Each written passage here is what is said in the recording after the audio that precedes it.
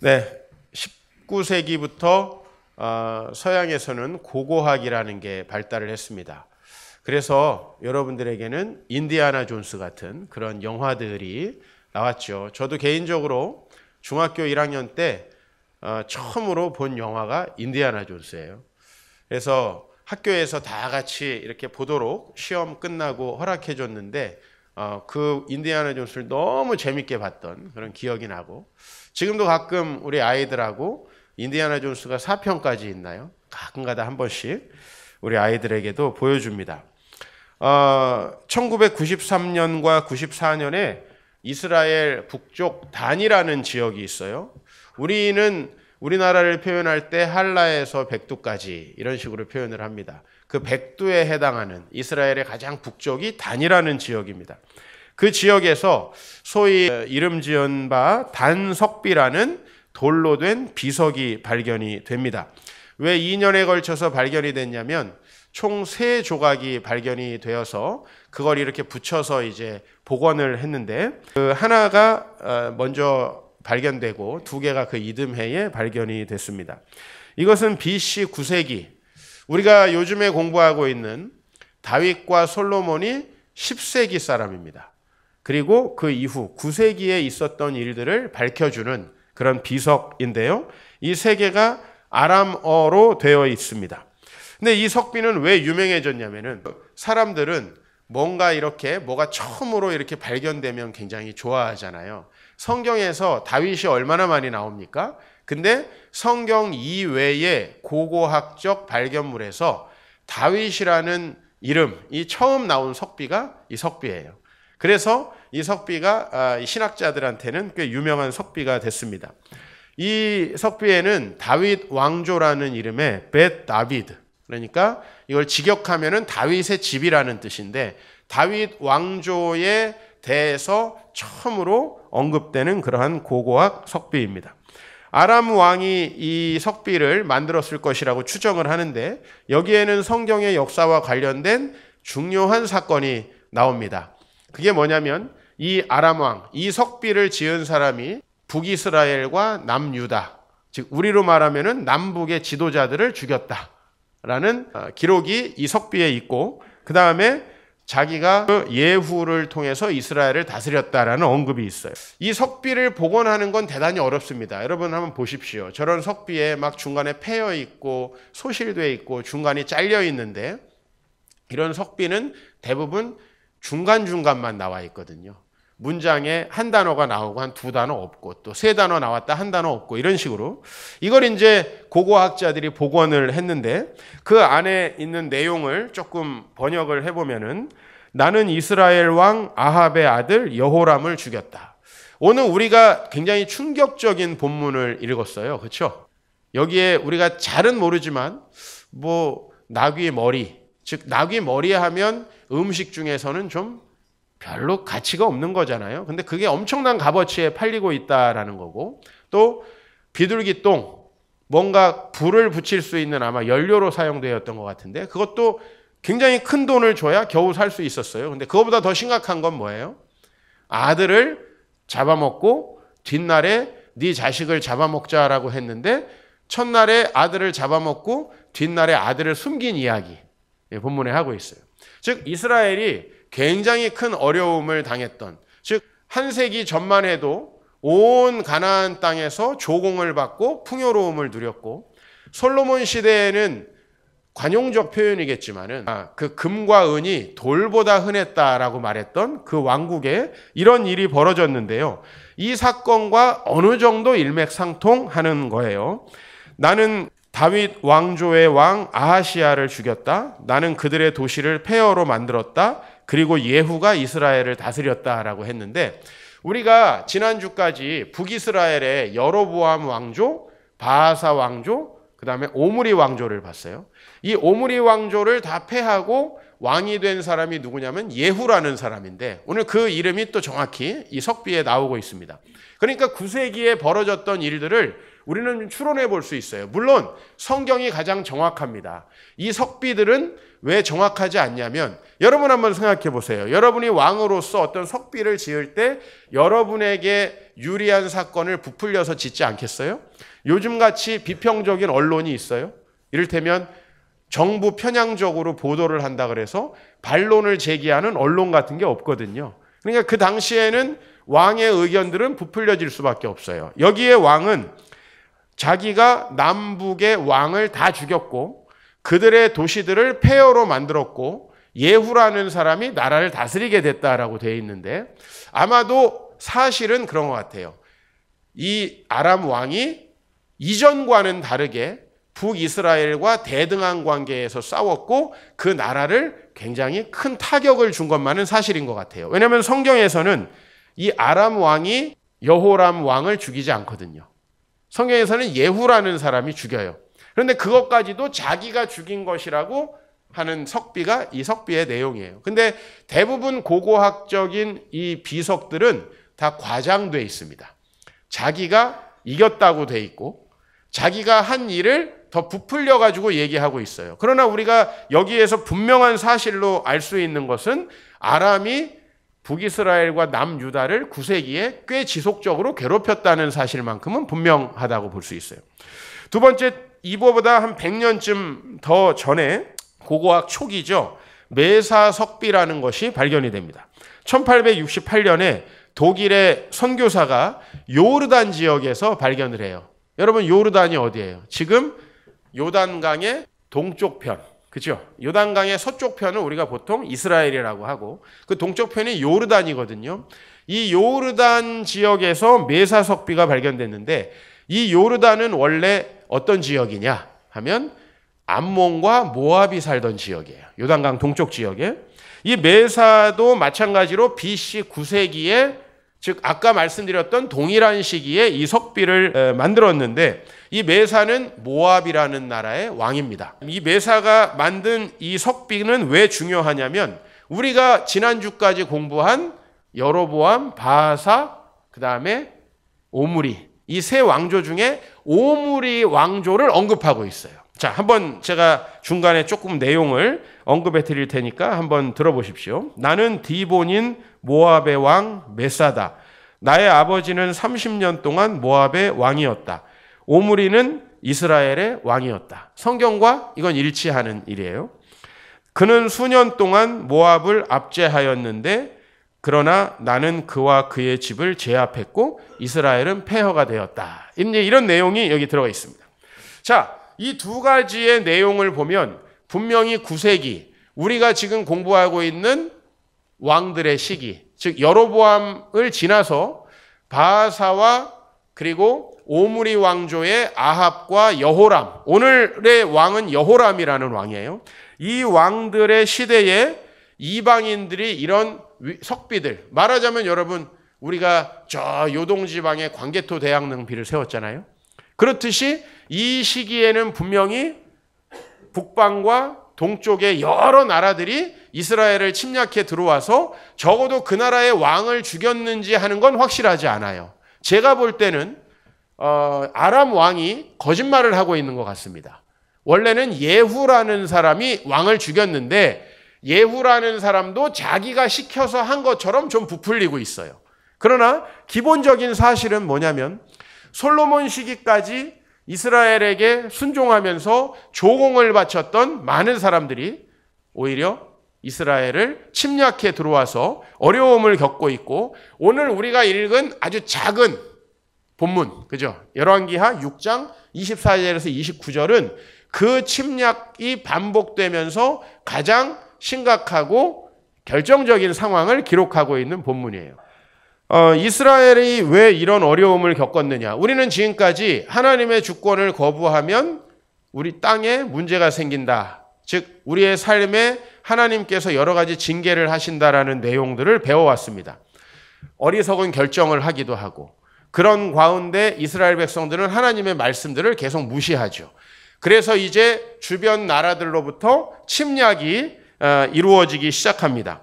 자, 먼저 아합 왕 때 이 9세기 초반입니다. 9세기 초반에 아람의 침략을 오늘 여기 이야기하고 있는데 재밌는 부분이 있어요. 열왕기상 20장. 같이 한번 읽어볼까요? 시작.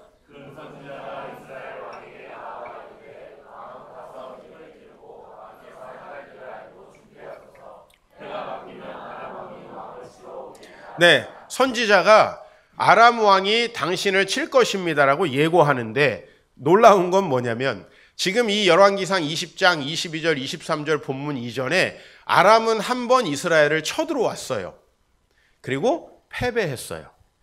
그런데 다시 쳐들어올 거라는 예고를 하고 있고 그때 왜 전쟁을 또 하느냐라고 하는 그 근거가 나와 있어요. 23절입니다. 같이 읽어요. 시작.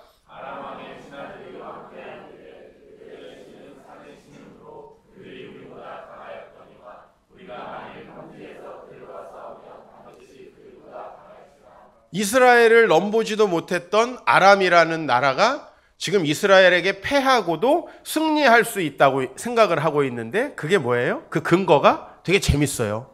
야훼 하나님은 시내 산에서 나타났던 하나님이기 때문에 산에서는 세다. 포세이돈은 바다에서 세다 이거예요. 그러니까 평지에서 싸우면 우리가 이길 수 있다. 여러분 이런 생각들을 하고 적들이 괴롭히기 시작하면 대책이 없겠죠. 야, 그 나라 건드리면 안 된다. 아브라함 시대에 기억나세요? 아브라함과 아비멜렉이라는 사람이 둘이 싸움을 합니다. 주로 아비멜렉의 종들이 했던 일은 뭐냐면 아브라함이 어렵게 만들려고 계속 우물을 메워요. 우물을 메워서 싸움을 겁니다. 그런데 하나님이 계속 아브라함을 도와주시는 거예요. 그러니까 나중에 야, 아브라함과 싸우는 건 도움이 되지 않겠다 해서 내가 보니까 너의 신이 너를 아주 강력하게 돕고 있는 것 같다. 그래서 우리 좀 조약을 하면 좋겠다. 우리가 앞으로 당신의 우물을 메우지 않겠다. 이 말은 뭐냐면 이 땅에서 살도록 허락을 해주겠다라고 그 지역의 추장이 이제 찾아온 거예요. 추장이. 자, 그리고 대신에 아브라함 너는 이 땅에서 사는 건 좋은데 너의 자손들이 우리 자손들을 해하지 않겠다고 약속하자. 이런 식의 조약을 맺어요. 그런데 오늘 여긴 정반대예요. 이미 솔로몬과 다윗의 시대에 모두 다 이스라엘에게 조공을 바치면서 자신들의 충성을 맹세하고 야훼 하나님의 율법을 받아들였던 이 나라들이 아이고 그 신, 산의 신이니까 우리가 다시 쳐들어가면 이길 수 있다라고 얘기해요. 물론 이 전쟁에서도 이스라엘이 이깁니다. 왜 이기는지는 이따 말씀을 드릴게요. 두 번째, 우리가 오늘 읽었던 메사라는 메사석비, 그죠? 아까 단석비에 나오는 얘기를 지금 여러분들과 하고 있었고, 그 다음에 메사석비에 나오는 이야기가 열왕기하에 나와요. 열왕기하 1장 같이 읽읍시다. 시작. 그렇죠. 아합이 죽은 후에 이제 여호람이라는 그의 아들이 왕이 됩니다. 오늘 우리가 읽은 본문은 그 본문에 해당됩니다. 근데 3장에 보면 좀 더 메사에 대한 이야기가 나와요. 같이 읽어볼까요? 모압 왕 메사는 왕을 치는 자라. 새끼 양 10만 마리의 털과 순양 10만 마리의 털을 이스라엘 왕에게 바치더니. 즉 메사는 아까 석비에도 나와요. 우리 아버지가 30년 동안 왕이었는데 북이스라엘이 우리를 끊임없이 제압했다라는 거죠. 그 시기에 계속해서 조공을 바쳤다라는 이야기를 하는 거예요. 그러나 이 아들 메사 왕 때는 상황이 바뀌었다라는 거죠. 석비의 내용과 오늘 성경의 내용이 정확히 일치하는 부분입니다. 자, 이렇게 계속해서 왕들이 이웃 나라들이 쳐들어와서 결국 오늘 우리는 이스라엘 백성들의 가장 심각한 상황을 보는데 오늘 6장 24절에 아람 왕 베나닷이 온 군대를 모아 사마리아를 또 쳐들어와요. 아까 전에 한번 졌다고 했죠? 또 쳐들어와서 또 졌어요. 그래도 계속 괴롭히는 거예요. 할 수 있다는 거죠. 그래서 아람 사람이 사마리아를 에워쌀 때 성중이 크게 굶주렸다. 그렇죠? 남한산성이라는 영화에 보면은 나중에 말도 잡아먹고 막 이런 내용이 나오죠? 성의 안에 있는 사람들은 시간이 지나면 불리해지는 거예요. 여러분, 이런 인플레이션이 엄청나게 일어나고 나중에는 뭐부터 먼저 먹어야 할 것인가 라는 고민들이 시작될 정도로 이스라엘이 극단적인 위기라는 거예요. 이런 위기에 처한 이유는 뭐냐라는 거예요. 그리고 하나님이 이런 위기에 처하는 과정 속에서도 전쟁은 일어났지만 승리는 이스라엘에게 주신 이유가 뭐냐라는 거예요. 그건 바로 하나님께서 이스라엘로 하여금 계속해서 하나님을 인정할 수 있는 기회를 주고 있는 거예요. 오늘 20장 13절 말씀 한번 우리 읽어봅시다. 첫 번째 전쟁에서 승리했을 때 하나님이 선지자를 통해 하신 말씀이에요. 한 선지자가 이스라엘의 아합 왕에게 나아가서 이르되 여호와의 말씀이 내가 이 큰 무리를 보느냐 내가 오늘 그들을 내 손에 넘기리니 너는 내가 여호와인 줄을 알리라 하셨나이다. 하나님은 전쟁은 일어나게 하셨어요. 왜? 그들의 조상 여로보암에게 하나님께서 그 땅을 왜 주셨습니까? 하나님의 뜻에 따라 아름답게 다스리라고 그 땅을 주셨는데 그들은 그 땅을 아름답게 다스리지 못해요. 그러니까 하나님이 경고하세요. 그러나 하나님이 그들을 포기할 수는 없는 거예요. 그러니까 승리를 주시는 거예요. 전쟁은 일어났지만 완전히 망하게는 안 해요. 오늘 우리가 읽은 이 본문의 이후에 어떤 이야기가 있냐면 성경을 좀 아시는 분들은 엘리사 선지자가 이 아람 군대와 싸울 수 있는 큰 하나님의 군대가 있다는 것을 영적인 눈으로 보게 되고 이 엘리사 선지자의 말대로 이스라엘이 또 승리를 해요. 자, 지금 계속 전쟁이 일어나요. 근데 승리는 하나님이 이스라엘에게 주세요. 피해를 자꾸 보게 만들어요. 그러나 이스라엘이 망하게 하지는 않는 거예요. 이게 지금 과정이에요. 왜 그러냐면 하나님은 오늘 이런 사건들을 통해서 너는 내가 여호와인 줄을 알게 될 것이다. 즉 하나님이 이 땅을 다스리시고 여러분의 삶에 개입하시고 여러분의 모든 삶의 문제들을 다스리고 계신다는 것을 오늘 하나님은 보여주는 거예요. 오늘 우리가 이 말씀을 통해서 우리의 인생을 해석할 수 있습니다. 우리의 삶은 어떻게 해석하느냐에 따라 전혀 다른 결론이 나와요. 오늘 이스라엘의 왕들은 이 상황을 어떻게 해석했냐면 우리가 힘이 조금 부족하니 다른 나라와 연대를 하면 이길 수 있겠구나라고 생각을 했어요. 하나님께 돌아가지 않았어요. 하나님을 섬기지 않았어요.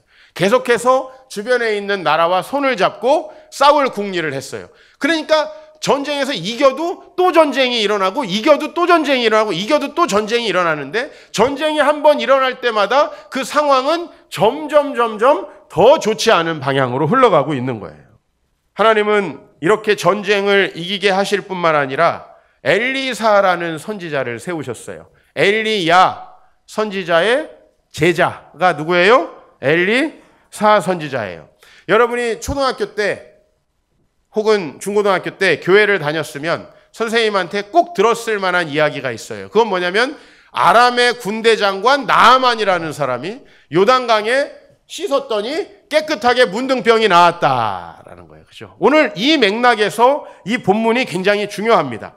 오늘 열왕기하 5장, 우리가 지금 6장을 읽었죠? 그죠? 5장에서 나아만이 엘리사를 찾아와요. 이건 뭐냐면 심지어 이방인들도 엘리사가 하나님의 놀라운 능력을 가지고 이 세상에서 선지자 활동을 하고 있다는 걸 인정했다는 사건이에요. 이런 거 있잖아요. 아니, 우리도 우리나라를 생각하지 않는데 이방인이 우리나라를 더 생각해. 쉽게 말하면 귀화한 외국인이 애국심이 더 있어. 뭐 이런 식이에요. 그 다음에 교회를 안 다니는 사람이 하나님을 더 두려워해. 이런 걸 보여준 거예요. 나아만이 이에 내려가서 하나님의 말대로 요단강에 7번 몸을 잠그니 그의 살이 어린아이의 살같이 회복되어 깨끗하게 되었다. 여러분, 나아만이라는 사람이 요단강에 물을 담그는 게 얼마나 힘든 일이었는지 제가 한번 설명을 해드릴게요. 이스라엘 백성들보다 이 아람이라는 나라는 북쪽에 있어요.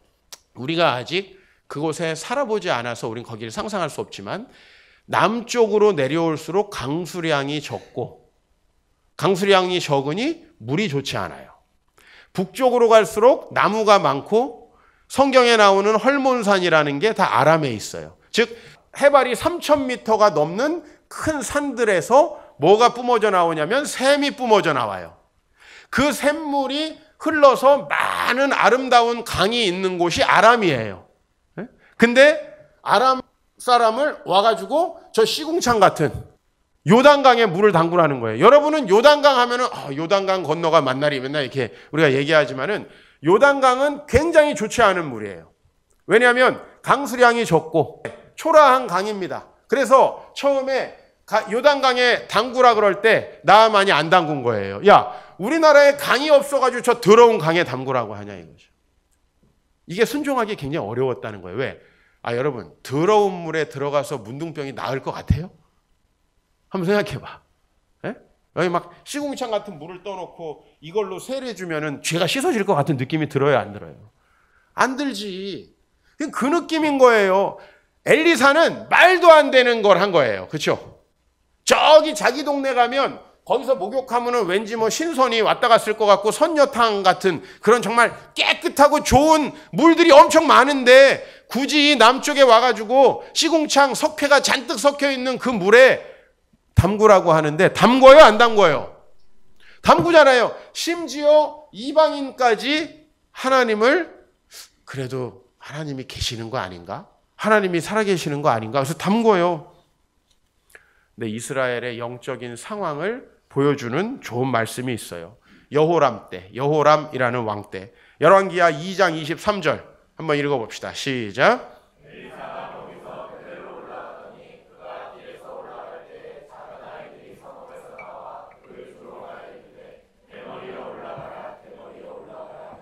아멘.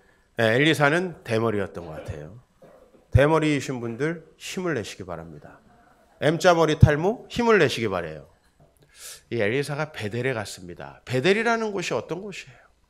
자기 조상 야곱이 하나님의 집이라고 바쳐서 이 베델이라는 뜻 자체가 하나님의 성전, 하나님의 집이라는 뜻이에요. 근데 거기에서 애들이 나와가지고 선지자에게 이렇게 얘기하는 거예요. 대머리여 올라가라. 두 가지 뜻이 있겠죠. 대머리가 더 위로. 이거 화 나요, 안 나요? 그러나 이 뜻은 아니었을 것 같고, 이 베델이라는 지역은 북이스라엘에서 가장 남쪽이에요. 그러니까 아마도 대머리에 올라가라는 건 여기서 하나님 말씀 전하려고 어쩌고 저쩌고 하지 말고 딴 데로 가라 이런 뜻이었을 거예요. Get out of here 이러는 거야. 여러분, 이 본문에 굉장히 참 힘든 점은 뭐냐면은 여기서 이 선지자를 조롱했던 아이들을 곰이 나와서 죽여요. 사실 굉장히 지금 아동 인권 이런 게 중요하게 여겨지는 이 시대에 정말 안 맞는 본문이에요. 그래서 목사님들이 설교하기 정말 꺼려하는 본문이에요. 근데 오늘 우리가 이 본문에서 뭘 알 수 있냐면 이 심지어 북이스라엘이 아이들까지도 선지자를 개무시하고 있었다는 거예요. 선지자의 말씀을 듣기는커녕, 그죠? 여러분들이 집에서 교회를 소중히 여기지 않고 목사를 우습게 여기면 그거 아이들을 통해서 저 초등부나 유치부에서 다 나옵니다. 목사님 거짓말장이라는데요? 이렇게 애들이 다 얘기를 해. 그 얘기야. 대머리가 올라가라 그 얘기라고. 선지자를 조롱하고 그의 말씀에 순종하지 않는 풍토가 북이스라엘에 가득했다는 것을 오늘 이 말씀이 보여주는 거예요. 여러분, 아무리 여러분의 마음속으로 하나님 말씀 안 지켜도 여러분이 집에서 야, 목사님 가르쳐 주시는 말씀 잘 들어야 돼. 이렇게 얘기하는 게 정상이죠. 그죠? 근데 아이고, 뭐 목사님 보고 교회 다니냐? 이런 풍토가 가득했다는 거죠. 여러분, 이거예요, 바로. 이렇게 아이들까지도 하나님의 말씀을 경시하고 무시하는 분위기 속에서 하나님은 이것을 깨닫게 하시기 위해서 계속 전쟁을 일으키고 계신 거예요. 여러분 한번 생각해 보세요. 이스라엘을 이겼다고 아람 사람들이 석비를 세울 때 하나님이 어땠을까라고 생각을 해봐요. 하나님이 메사라는 모압 왕이 야, 이제 우리가 이스라엘을 이겼다. 그 야훼인가 나발인가 하는 신을 섬기는 그 사람들을 우리가 이겼다라고 석비를 세울 때 하나님이 어떠셨겠는가? 근데 하나님은 그 9세기에 여러 석비가 세워질 만한 사건들을 용인하시면서 지금 뭘 하려고 하냐면 하나님은 너희들 포기할 수 없다. 너희들 하나님께 돌아오기를 원한다. 그렇기 때문에 분명히 이길 거라고 전쟁을 했지만 전쟁의 결과는 계속 이스라엘이 이겨요. 그러나 이스라엘은 점점 초토화되어 가는 거예요. 포기할 수 없는 하나님의 마음 느껴집니까? 그러나 기회를 저버리는 이스라엘의 배은망덕이죠. 여러분 자녀들을 왜 혼냅니까? 사실 아유 이놈의 자식 키우지 말자 그러면 이사 가고 주소 안 알려주면 되잖아요. 간단하잖아요. 근데 여러분 왜 아이들에게 계속해서 우리는 책망의 말과 경고의 말을 하는가요? 아까 아이들이 이렇게 준비하는데 엄마들이 참 간절한 소원이에요. 나가서 서 있기만 해라. 잘하지 않아도 된다. 우리 왜 아이들을 책망합니까? 체벌하지만 집에서 내쫓지는 않죠. 왜요? 포기할 수 없기 때문이에요. 거짓말과 폭력을 쓰는 아들, 늘 싸우는 아들을 왜 제가 혼내지만 왜 그들을 집에 두고 또 안아주고 사랑합니까? 지금 하나님은요, 이스라엘을 포기할 수 없는 거예요. 그 간절한 마음으로 이스라엘이 깨닫기를 원하는 거예요. 그래서 때리지만 죽지는 않게 하는 거예요. 계속 전쟁을 일으키지만 또 도와주시고 또 격려하시는 거예요. 저는 오늘 여러분들이 여러분의 삶을 해석하는 지혜가 있길 원합니다. 우리 인간은 있는 팩트를 어떻게 해석하느냐 이거에 따라 살아가는 거예요. 여러분 주변에 얼마나 많은 일들이 일어나고 여러분의 삶의 삶과 죽음 그와 구별이 안 되는 얼마나 많은 사건들이 있습니까? 그런 사건들을 여러분들이 아유 뭐 다 우연히 이런 일도 일어나는 거고 저런 일도 일어나는 거죠. 나는 나대로 살 거야. 이렇게 할 수도 있고 거기서 하나님을 발견할 수도 있습니다. 저는 설교를 통해 여러분 안 바뀐다는 거 잘 압니다. 안 바뀐다고 생각하니 얼마나 편한지 몰라. 어차피 안 될 건데 뭐 너무 스트레스 받지도 않고 너무 좋아요. 근데 하나님이 언젠가 이 말씀들을 여러분에게 생각나게 할 때가 있습니다. 말씀을 들어서 변화되는 게 아니고 하나님이 어떤 상황을 통해서 여러분에게 말씀하실 때 그제서야 여러분 변화되죠. 오늘 설교했다고 여러분 목사님 아무도 그러지 않을 거예요. 난 잘 알고 있기 때문에 그래서 내가 은혜 받았다고 얘기도 하지 말라는 거예요. 왜? 안 변할 건데 뭘 맨날 와서 그냥 아유, 말 잘하셨네요. 아유, 감사합니다. 이걸 뭐하러 하고 있나요? 그러나 하나님이 여러분들을 끊임없이 포기할 수 없으시기 때문에 여러분은 매주 매년 무슨 일들을 만나게 될 것이고 그것을 여러분은 이 말씀의 틀에서 해석하게 될 거예요. 열왕기하는 이스라엘의 역사를 하나님의 시각에서 해석해 준 책입니다. 팩트를 나열한 책이 아니고 팩트는 분명히 제가 아까 석비를 이야기했듯이 존재하지만 팩트를 해석하고 있는 거예요. 여러분의 삶에는 이 해석이 필요한 거예요. 오늘 우리가 추수감사절을 하고 있어요. 여러분이 어떻게 예물을 준비해 오셨는지 모르겠는데 여러분의 마음일 거라고 생각을 합니다. 정말 하나님께서 우리 삶을 주관하시고 인도하시고 하나님이 내 삶의 근거와 이유 되시고 하나님이 없으면 내 삶은 아무것도 아니다라고 여기시면 아마 여러분들은 아이에게 뭔가 먹을 것을 사주고 여러분의 뭔가 옷을 사기 전에 주님께 좀 더 신실하게 하시겠죠. 우리의 모든 행동 속에 우리의 삶이 보이는 겁니다. 이스라엘 백성들은 대머리여 올라가라고 선지자를 조롱하고 있어요. 이 모습 속에서 우리는 이스라엘이 얼마나 하나님의 말씀을 무시하면서 살았는지 우리는 이걸 알아요. 수많은 말씀들이 쏟아집니다. 그러나 오늘 저는 여러분에게 이 바울의 기도를 하고 싶습니다. 우리 주 예수 그리스도의 하나님 영광의 아버지께서 지혜와 계시의 영을 너희에게 주사 하나님을 알게 하여 주옵소서. 저는 이 말씀 드리고 싶어요. 여러분이 이 말씀을 통해 하나님이 어떤 분인지를 더 알게 되기를 소망합니다. 그리고 덧붙여 너희 마음의 눈을 밝히사 하나님의 그 부르심이 얼마나 소망이 넘치는 사건인지 또 하나님이 우리에게 주신 이 세상을 품고 선교하라는 이 기업의 영광의 풍성함이 얼마나 대단한 것이고 또 하나님께서 우리에게 베푸신 능력이 얼마나 크신지를 알게 되기를 소망합니다. 이걸 여러분이 정말 안다면 대머리에 올라가라 하겠습니까?